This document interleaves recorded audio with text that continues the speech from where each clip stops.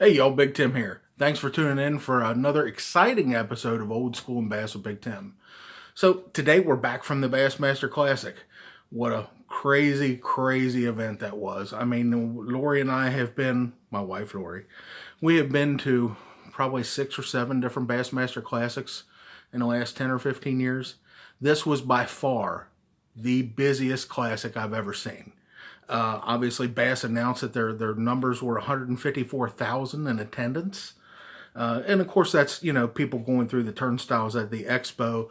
That's people coming to the weigh-in. That's everything, but still 154,000, record breaking. It was insane.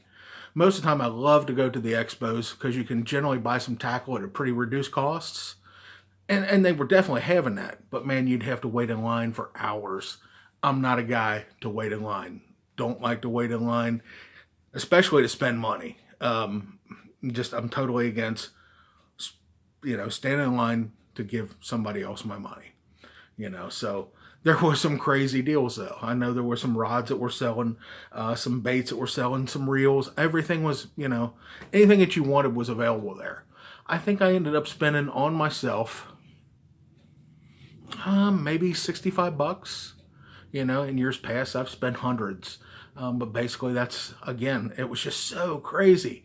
Like I said before, I wanted to be able to make some video clips for you talking to different pros and things like that. But it was just too crazy. I couldn't stand in the aisle and have Lori film me talking to a pro and block people from getting through. It was just too many people. That being said, it was a lot of fun, definitely. The final weigh-in, wow. Pretty inspiring. Great that Ott Defoe won. I mean, he's a great family Christian man. Fairly humble fella, which I like. Being old school, I like the fact that, somebody's not so boastful. And I really, really am happy for Ott, He and his family seem like real good people. Every time I've ever been around him, he seems very giving of his time with children, kids. So hats off to Ott Defoe. Awesome job. So that being said, there were a lot of things that happened during the weigh-in. Hopefully you watched it. I think Skeet Reese was pretty emotional about this probably being his last Bassmaster Classic that he'll ever fish. Probably. Maybe not, but probably. And a couple other guys were pretty emotional. A couple of the guys got to me. Mike Iaconelli's speech when he was weighing in about retirement, kind of hit home with me. Here I am talking about retiring. Most of that is because of physical ailments. Some of it's financial, but it's kind of gotten me rethinking my retirement from tournament fishing. But that'll come. We'll talk about that again. And then, of course, Ott's speech. He talked about how ever since he was 9 years old, all he wanted to do was be a bass fisherman. And I think back to myself. I mean, I was watching Jimmy Houston when I was 10 years old. Got my first bait caster when I was 10 years old. And I used to say that's what I wanted to do, It's a great idea. And, I said earlier that, it's very difficult. If you think you're going to win a lot of money in this sport, you better think again. And I still stand by that. But if you're willing to persevere, if you're willing to push through, if you keep fighting, you can do it. I mean, look at there's been Ott Defoe, perfect example. I remember he started an FLW years ago, and here he is at the Bassmaster Classic. Mark Daniels Jr. A lot of you guys may not know this, but Mark Daniels Jr., what he finished, third, fourth, something like that. He actually won the TBF All-American or Living the Dream package. He won the biggest tournament in amateur fishing and allowed him to move up to FLW ranks, and boom, now he went to Bassmasters, well, now MLF. So there is the possibilities. If you're good and you're willing to put in the time and sacrifice, you can definitely get it done. But to just start out doing it, you're going to take a few hits. You better make sure that you can take a punch if you want to try to make it as a professional fisherman. If you can't take a punch, one directly to the chin, and get back up and swing again, you're probably going to stay on the mat. So make sure that you consider that if you want to become a professional. And by no means am I here to tell you that don't do it, because if you think you can do it, you can do it. You're the only one that knows. So, you know, there's a lot of other things that happen there. You know, talking about people maybe being their last time to fish the Bassmaster Classic, Kevin Van Dam. I mean, he's pretty stoic most of the time. He generally doesn't show a lot of emotion. And he really didn't show emotion unless you've been around him and you kind of know that he was. That was his version of showing emotion. He spoke probably more there than I remember him speaking in a long time. I think he was pretty emotional about this probably being his last Bassmaster Classic.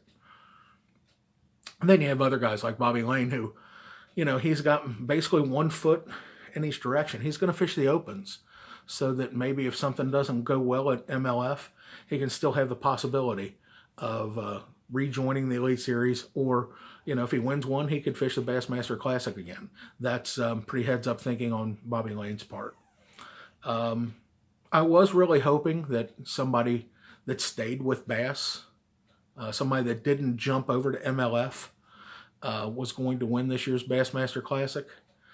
The odds were definitely against that, since I was counting as they went through the top 25. I think I counted 3, maybe 4 guys that actually stayed with Bass, and everybody else jumped to MLF. So that was kind of a far-fetched, but yeah, again, real happy for Ott. My pick, Wesley Strader. I think he did pretty good. Obviously, he didn't win, but he definitely showed up. You know, he definitely put in his time. And Matt Robertson was my dark horse pick. You know, I think maybe a lot of times you get overwhelmed with the whole show, because the Bassmaster Classic is not just a tournament. It is a show. You know, there's all kinds of production. You have to be a certain place at a certain time. And I tell you what, it gets, not that I've ever been there, but in 2012, I made the national championship, and they tried to make it like the Bassmaster Classic. And obviously it's not as grand a stage, you know, there's not as much pyro or lighting and stuff like that. But, you know, it's all about being at a certain spot, a certain time, you know, do this, do that. It's not like your regular tournament. It's all big production, and it can easily be overwhelming. I'll tell you, I don't know that I could do it. It would probably get under my skin. How can a guy fish when he's got all of that going on in his head about, I need to do this and I need to do that? So, but Matt, you know, I think he still came and represented Kentucky well. Not so sure about that fur coat thing, though. I don't know what that was about. Was that a Joe Namath thing? You know, like the year that Joe Namath went to the Super Bowl, and the night before he wore a fur coat. At least that's the way I took it. Joe Namath. Who knows? I may be wrong. I didn't get a chance to talk to Matt. I saw him for about 10 seconds. And I was able to say hey, but I don't think he saw me. But anyway, matter of fact, the only pros I got to talk to for any amount of time were Matt Herron, who's a super guy. We talked about a mutual, I don't want to say friend, but kind of a mutual acquaintance, we'll say. We talked about him for a while, talked about ourselves, and I've met Matt Herron a few times, so we kind of know each other a little bit.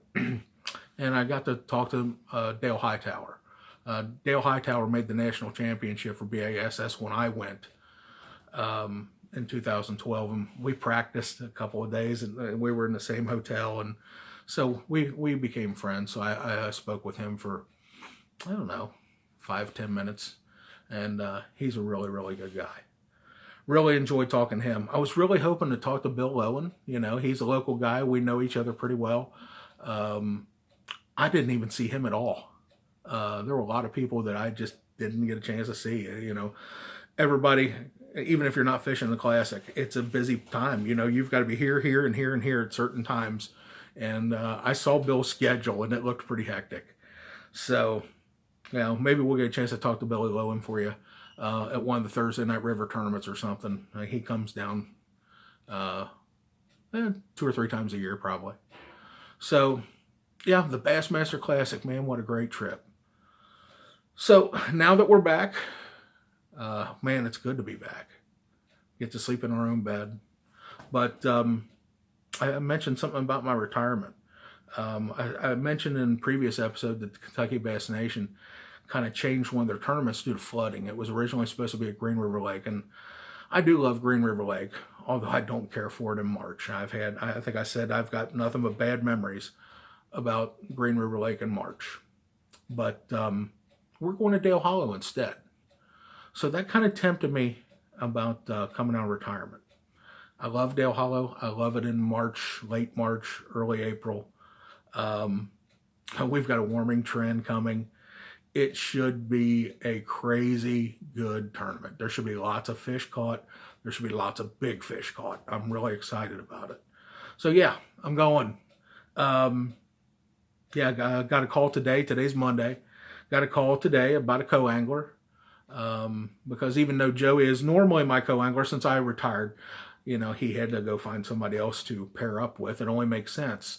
So I had to find myself one, since this was a spur-of-the-moment decision. And it was pretty much spur-of-the-moment. But I'm real excited to say, yes, I am going to fish the Bass Nation tournament at Dale Hollow coming up this weekend. And got a GoPro all set up. Hope to get you some good footage. Hopefully some big fish catches, and that would be awesome. So stay tuned. You know, I'm gonna have a guy help me edit it, because editing, I don't know if you guys know this, but every one of these videos I've done is a one-take deal. That's why you'll hear me cough or scratch my nose or whatever else, because Big Tim doesn't edit yet. I'm gonna learn soon. But anyway, this is all one-take stuff. So I got a fella, you may have seen some of his stuff. He's Andrew Bernard from the Outdoorsman. He's going to help me with my editing. So it might take me a few days to get the Dale Hollow footage edited. I've also got some stuff that I'm going to put together for the Bassmaster Classic. I have to look at the raw footage and see if it's even usable. It may not even be usable. Trying to video with my phone as opposed to the GoPro. So we'll see what happens. But anyway, stay tuned. I've got a couple other little clips I'm going to post this week and next week while I'm trying to get the footage edited for Dale Hollow. But, oh, another big thing. Thank you, everybody. We've got 100 subscribers now. We just got that today. Every day while I was going to the Classic, I kept getting one or two more. And the exciting part about that is once I hit 100 subscribers, I can get my own URL. If you don't know what a URL is, basically what it means is right now it's hard to find Old School and Bass with Big Tim. You can search that whole title, but yeah, that's kind of difficult. But what that means now is I'm going to have an address that says www.youtube.com/ and then whatever I make it. That's a URL. So we're going to figure that out, and I'll probably have that done when I'm leaving for Dale Thursday night. So I want to have it done by Thursday night. I'll have it advertised, but we'll have a new URL. I'm real excited about that. So, I mean, it's been a big week. Bassmaster Classic. Excited about that. That was awesome. The win, everything about it was really cool. Having it in Knoxville. I hope they go back. I will tell you the expo, wow, the expo was, like I said, it was packed, but it was also very, very, what would be the word I would use? Very confusing. There was just so many different buildings, so many different floors that it was on.